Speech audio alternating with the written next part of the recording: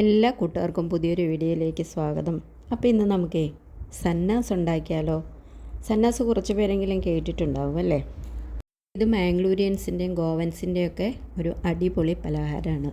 അപ്പോൾ ഇത് ഉഴുന്ന് ചേർത്തുണ്ടാക്കാറുണ്ട്, പച്ചരിയുടെ കൂടെ ഈസ്റ്റൊക്കെ ചേർത്തുണ്ടാക്കാറുണ്ട്. അപ്പോൾ ഞാനിത് ഈസ്റ്റ് ചേർത്താണ് ഉണ്ടാക്കുന്നത്. എളുപ്പത്തിൽ നമുക്ക് ഉണ്ടാക്കിയെടുക്കാം കേട്ടോ. അപ്പോൾ നമുക്ക് വീഡിയോയിലേക്ക് പോകാം. ഇതിനു വേണ്ടി ഞാൻ 1 കപ്പ് പച്ചരിയാണ് എടുത്തിരിക്കുന്നത്. ഞാൻ ഈ ഇഡ്ഡലി റൈസാണ് എടുത്തിരിക്കുന്നത്. അപ്പോൾ നല്ല വെള്ള കളറിലുള്ള പച്ചരി എടുക്കുകയാണെന്നുണ്ടെങ്കിൽ നമ്മുടെ ഈ പലഹാരത്തിന് നല്ല കളറ് കിട്ടും കേട്ടോ. അപ്പോൾ ഞാനതൊരു പാത്രത്തിലേക്ക് ഇട്ടിട്ട് ഇതൊരു 3 പ്രാവശ്യം ഒന്ന് നമുക്ക് കഴുകി എടുക്കണം. അപ്പോൾ ഇത് 3 പ്രാവശ്യം കഴുകി എടുത്തിട്ടുണ്ട്. ഇനി ഇത് നമുക്ക് കുറച്ച് വെള്ളം ഒഴിച്ചിട്ട് ഒന്ന് സോക്ക് ചെയ്യാൻ വെക്കണം. അപ്പോൾ ഞാനിത് 2 മണിക്കൂർ സോക്ക് ചെയ്യാൻ വെക്കുന്നുള്ളൂ. പച്ചരി ആയതുകൊണ്ട് വളരെ പെട്ടെന്ന് ഇത് കുതിർന്ന് കിട്ടും. നമുക്കിതൊന്ന് മാറ്റി വെച്ചതിന് ശേഷം വേറൊരു ചെറിയ ബൗളിലേക്ക് നമുക്ക് 1 സ്പൂൺ ഈസ്റ്റും അതിൻ്റെ കൂടെ 1 സ്പൂൺ പഞ്ചസാരയും കൂടെ ചേർത്ത് കുറച്ച് വെള്ളത്തിലൊന്ന് കുതിരാനായിട്ട് വെച്ച് കൊടുക്കാം. അപ്പോൾ നമ്മുടെ ഈ അരി കുതിർന്ന് കിട്ടുന്ന ആ സമയം വരെ നമുക്കിതൊന്ന് കുതിരാനായിട്ട് വെച്ച് കൊടുക്കാം.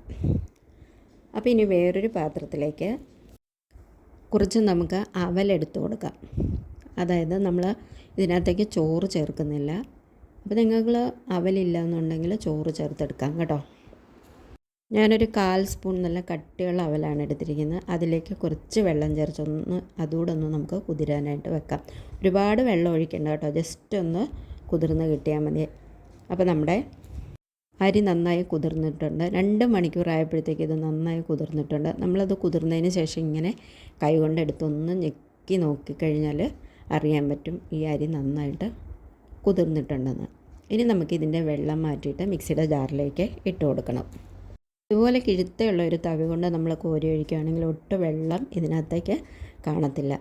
അപ്പോൾ ഇത് ഞാൻ മുഴുവനായിട്ട് ഇതിനകത്തേക്ക് ഒഴിച്ചിട്ടുണ്ട്.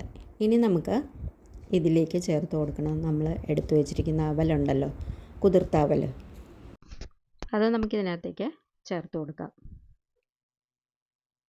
അപ്പോൾ അത് ഞാൻ ചേർത്ത് കൊടുക്കുന്നുണ്ട്. ഇനി ഇതിലേക്ക് നമുക്ക് അല്പം തേങ്ങയാണ് ചേർത്ത് കൊടുക്കേണ്ടത്. അപ്പം തേങ്ങ ഞാനൊരു 2 സ്പൂണാണ് എടുത്തിരിക്കുന്നത്. അത് ഞാൻ ഇതുപോലൊരു തവിയിലേക്ക് എടുത്തിട്ട് അതിനകത്തേക്ക് ഇട്ട് കൊടുക്കുന്നുണ്ട്.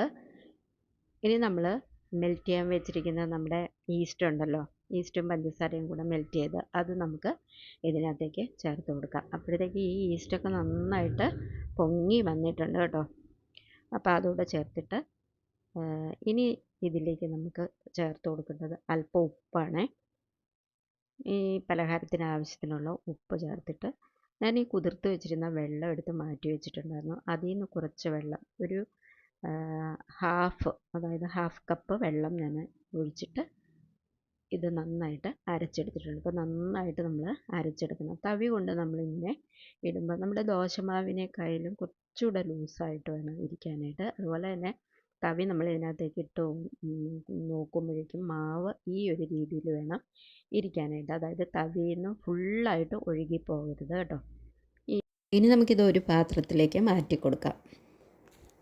ഇനി ഇതിനകത്തേക്ക് ഒട്ടും വെള്ളമൊന്നും ചേർക്കണ്ട കേട്ടോ. ഇത് ഫുള്ളായിട്ട് നമ്മൾ ആ മിക്സിയുടെ ജാറിൽ നിന്ന് ഒഴിച്ചു കൊടുക്കുക. അതിനുശേഷം 1 സ്പൂൺ പഞ്ചസാര കൂടെ നമുക്ക് ഇതിനകത്തേക്ക് ചേർത്ത് കൊടുത്തതിന് ശേഷം നന്നായിട്ട് ഇളക്കി യോജിപ്പിക്കാം. അപ്പോൾ ഇത് ഞാൻ നന്നായിട്ട് മിക്സാക്കി കൊടുത്തിട്ടുണ്ട്. ഇനി നമുക്കിതൊന്ന് അടച്ച് 2 മണിക്കൂർ വെക്കണം. വെറും 2 മണിക്കൂർ നമുക്കിത് ഇരുന്നാൽ മതി.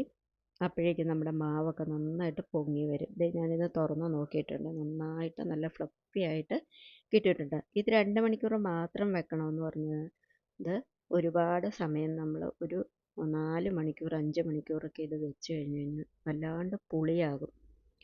അതുകൊണ്ടാണ് ഞാൻ പറയുന്നത് ഇത് അധിക നേരം, അതായത് 2 മണിക്കൂർ മാത്രം വെച്ചാൽ മതിയെന്ന്. ഇനി ഇതുപോലെ ചെറിയ പാത്രങ്ങളാണ് ഞാൻ എടുത്തിരിക്കുന്നത് കേട്ടോ. നിങ്ങളുടെ കൈവശം ചെറിയ പാത്രങ്ങളില്ലെങ്കിൽ ചെറിയ ടിഫിൻ ബോക്സ് ആണെങ്കിലും എടുത്ത് അതിനകത്ത് ഇത് കുറച്ച് നെയ്യ് പുരട്ടിയതിന് ശേഷം മാവ് ഒഴിച്ചു കൊടുത്താൽ മതി. അപ്പോൾ അതേ നോക്കൂ, ഞാൻ ഈ പാത്രങ്ങളിലേക്ക് നെയ്യ് പുരട്ടിയിട്ട് ഒരു പകുതിക്ക് മേലെ നിൽക്കത്തക്ക വിധത്തിൽ മാവ് ഞാൻ ഇതിനകത്തേക്ക് ഒഴിച്ചു കൊടുക്കുന്നുണ്ട്. ഇതുപോലെ ഒഴിച്ച് കൊടുക്കുന്നുണ്ട്. അതിനുശേഷം നമ്മൾ വെറും 10 മിനിറ്റ് നമ്മളൊന്ന് സ്റ്റീം ചെയ്ത് എടുത്താൽ മതി. അപ്പോഴേക്കും ഇത് നന്നായിട്ട് വെന്ത് വരും. അപ്പോൾ ഞാനിത് ഒഴിച്ചു കൊടുത്തതിന് ശേഷം സ്റ്റീമറിലേക്ക് ഇതുപോലെ എടുത്ത് വെക്കുന്നുണ്ട്. എൻ്റെ കയ്യിൽ 4 പാത്രമേ ഇതുപോലത്തെ ഉണ്ടായിരുന്നുള്ളൂ. കൂടുതൽ പാത്രം ഉണ്ടെങ്കിൽ ഒരു 2 കൂടി ഇതിനകത്ത് വെക്കാൻ സ്ഥലമുണ്ട് കേട്ടോ. അപ്പോൾ ദേ നോക്കൂ, 10 മിനിറ്റിന് ശേഷം നമ്മുടെ സന്നാസ് ഇവിടെ റെഡിയായി കിട്ടിയിട്ടുണ്ട്. ഇനി ഇത് ഒന്ന് കുത്തി നോക്കുമ്പോൾ അറിയാം നന്നായിട്ട് വെന്തിട്ടുണ്ടെന്നുള്ളത്. അതിനുശേഷം ഇത് താഴെ എടുത്ത് വെക്കുക. അതായത് ഇതാറിയതിന് ശേഷം നമ്മൾ കൈകൊണ്ട് ഇതിൻ്റെ അരികുകൾ ഇതുപോലെ ഒന്ന് പ്രസ് ചെയ്ത് കൊടുത്താൽ മതി. അപ്പോഴേക്കും ഇത് പാത്രത്തിൽ നിന്ന് അടന്നു വരും. ഈ രീതിയിൽ അത് ചൂടാറിയതിന് ശേഷം വേണം ഇങ്ങനെ ചെയ്യാനായിട്ട് കേട്ടോ, അല്ലെങ്കിൽ കൈ നന്നായിട്ട് പൊള്ളുകയും ചെയ്യും. ഇത് നല്ല കറക്റ്റായിട്ട് ഇത് അടന്ന് വരത്തുമില്ല. അപ്പോൾ ദേ നോക്കൂ, കൈ കൊണ്ട് നമ്മളിതുപോലെ മറിച്ചിട്ട് ഇങ്ങനെ ഒന്ന് കുടഞ്ഞു കൊടുത്തു കഴിഞ്ഞാൽ പലഹാരം അടർത്തിയെടുക്കാൻ പറ്റും. അപ്പോൾ എത്ര പെട്ടെന്ന് ഇത് ഉണ്ടാക്കിയെന്ന് നോക്കൂ. ആർക്കാ ഈ ഒരു അപ്പം കണ്ടാൽ ഇതുണ്ടാക്കാൻ തോന്നാത്തത്? അപ്പം നമ്മുടെ സന്നാസ് എല്ലാവരും ഒന്ന് ഉണ്ടാക്കി നോക്കൂ. കൂട്ടുകാർക്ക് വീഡിയോ ഒക്കെ ഇഷ്ടപ്പെട്ടെങ്കിൽ എല്ലാ കൂട്ടുകാരും എൻ്റെ ചാനലൊന്ന് ലൈക്കും സബ്സ്ക്രൈബും ചെയ്തിട്ട് ഓൾ എന്നുള്ള ഓപ്ഷൻ ക്ലിക്ക് ചെയ്ത് കഴിഞ്ഞാൽ ഞാനിടുന്ന വീഡിയോയുടെ നോട്ടിഫിക്കേഷനൊക്കെ കിട്ടും. അപ്പോൾ ഇനിയൊരു അടുത്തൊരു വീഡിയോയുമായി കാണാം. ബൈ.